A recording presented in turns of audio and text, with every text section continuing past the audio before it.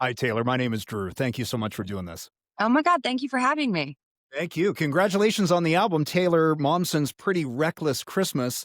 It grabs you right away with that clip from Jay Leno on The Tonight Show, where he's introducing you on what I'm assuming is your first appearance on The Tonight Show when you're 7 years old. It was. And, Then thank and then you. it goes right into you singing with yourself.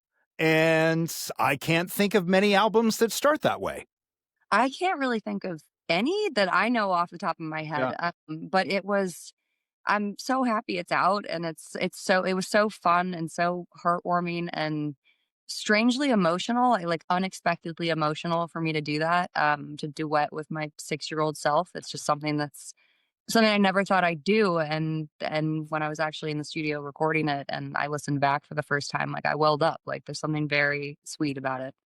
Well, fans have been asking you to record "Where Are You Christmas" for a very long time now. So now that you finally have, it sounds very emotional. But now that you had that with yourself to sit with, but now how does it feel knowing other people, the people that have been asking for it for so long, have heard it? How are you feeling with that now? I feel great. I'm like, the response has been amazing, and I'm so happy that it's like it really was for the fans. Like, this whole record is a giant present to the fans. So I'm glad that they're loving it so far, and I really hope that I can, spread some joy this year. Like, that's my whole goal with this record, is to just spread some happiness and spread some joy and, make some people smile, because I think we could all use that right now. Like, it's a very hard time in the world, and I think that everyone needs a little bit of heartwarming nostalgia and a little bit of extra Christmas cheer.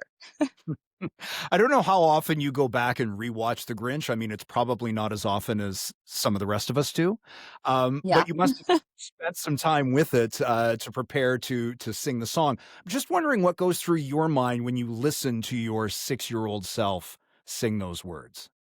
I mean, I crack up every time because, like, my voice, it's so shaky and so young, and, obviously hasn't changed yet, but it always brings a smile to my face, and I think that that's the point. Like, I can't hear the song or watch the scene or watch the film, any of it, without having a stupid grin on my face, and I think that that's part of why I think The Grinch has resonated with people so much over the years, is that it's so universally loved. Like, it's for everyone, it's for kids, it's for adults, it there's no division in The Grinch at all, and I think that that's just amazing to be a part of something that is so brings people so much joy. Monday, as we're recording this, Monday, November 17th, was the 25th anniversary of the release of the film. It sounds like it had been a while maybe since you watched it. When was the last time that you would have watched it? I mean, watched it in full, I'm not entirely sure. I'm definitely gonna watch it in full this Yeah, year, because I actually wanna go see it in theaters, because 'cause they're doing the full cool. Yeah. re-release, which I think is really that would be a really fun experience for me, because I haven't seen it in theaters since it came out.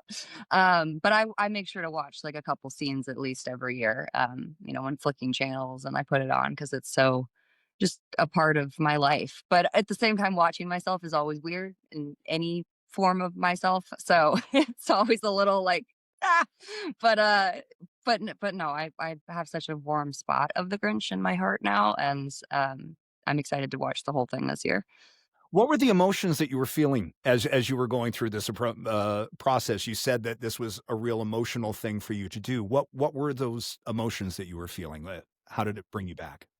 I mean, it just brought me back to a time when things were, like, easier, like, it was simpler, and to remember, I had a very strange upbringing, and, not all of it was good, but the Grinch for me was, and so coming to that realization before we actually recorded it, which was kind of part of the reason I wanted to do it, was the Grinch's only fond memories for me. Like, that was my childhood, and that was the thing that when I look back on it, like, I loved it. I loved the whole experience, getting to work with Ron and Jim, and the crazy sets and the costumes, and the on-set family really became my surrogate family, and to have those memories, as an adult, and be able to look at them fondly, I think, I don't know, it just really warmed my heart, I guess. Like, it made me appreciate it, looking at it through an adult lens in a way that I probably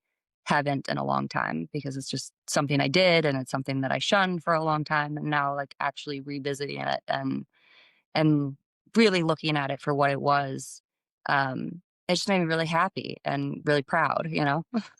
You probably are can accept it, so much differently having been through all of that. Yeah. So, yeah, it's, the journey is worth taking kind of It's thing. the journey is always worth taking. That's my motto in life. But I think that that journey in particular, like I had no idea as a kid, of course, how could I, that that film would impact my life the way that it did, from not just from the like success of of the movie and that kind of thing, but from that was my first experience in a recording studio and getting to work with James Horner and hear my voice through compression and a microphone and headphones for the first time, and like that's where I fell in love with the recording studio, which to this day is my favorite place in the world. Um, all of those kind of collective memories and experiences formed who I am today. And so to really be able to take a step back from that 25 years later and look at it with the lens that I have today is just it's a very surreal feeling, and it's very cool, You honestly. mentioned you mentioned Jim Carrey a couple of moments ago. You just saw him at the Rock and Roll Hall of Fame induction Yeah. ceremonies, which I think I heard you say was a total surprise. You were so young when you made that movie, so I don't know how many very specific things beyond just a general feeling you have, but what are the memories you have of working with Jim and being on set with Jim in that movie? I actually have quite a few. And it's weird when looking back on your life and you try to go, how much do I actually remember and how much do I remember because it was all filmed and I've seen it. But I spent some time with it and I remember quite a bit, and seeing him in person again, and like I don't entirely know how to explain it. Like when we saw each other and we hugged, it was like I think both of us felt this like cosmic connection of, I know you, like I know you really well, like your family, like he felt like home to me in this really beautiful kind of way that sounds made up or crazy because it's 25 years and I was a kid, but like it was so familiar, and just amazingly wonderful because he was so great to me on set. Like he was protective of me. He cared about me so deeply as a person, and as a kid, and just was always checking in with me and made me laugh. And like we spent like this like 2 years together. So Mhm. it makes sense in one way, but you put all this life in between it, and at one time and it in one way it was like no time had passed at all.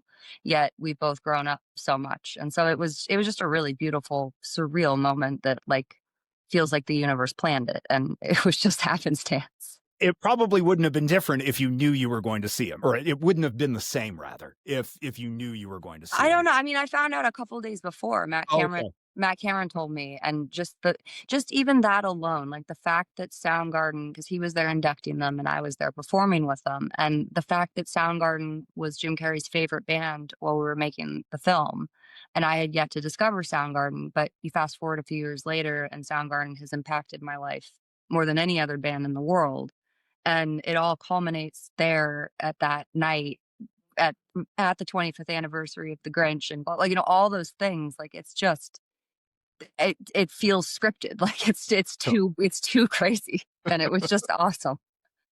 Taylor Momsen's Pretty Reckless Christmas is the name of the EP. It is out now. It's not just Where Are You Christmas. There are 5 other original Christmas songs on the album. I think a lot of people will relate to Christmas is Killing Me, Yeah. uh, about the craziness of the holidays. And I just want to mention how much I love the final line, "Someone stop Mariah Carey." Because it works on a couple of different levels. If you're talking about the craziness of Christmas, of course, that's the obvious song to have some fun with. But also, I don't know how many people are aware that Mariah co-wrote "Where Are Yeah. You Christmas?" So it also feels like a bit of a tip of the cap to Mariah on that It album. totally is, and first of all, love Mariah, all this whole Yeah. record's done with a wink and a smile and some tongue in cheekness, love Mariah, but, I felt like Christmas needed a little bit of a reboot, like, we need a little freshness for the holiday. We don't get a whole lot of rock and roll Christmas albums, but we got this one, and it's a ton of fun. Taylor Momsen's Pretty Reckless Christmas. Thanks so much for the time. Thank you so much for having me. Happy holidays.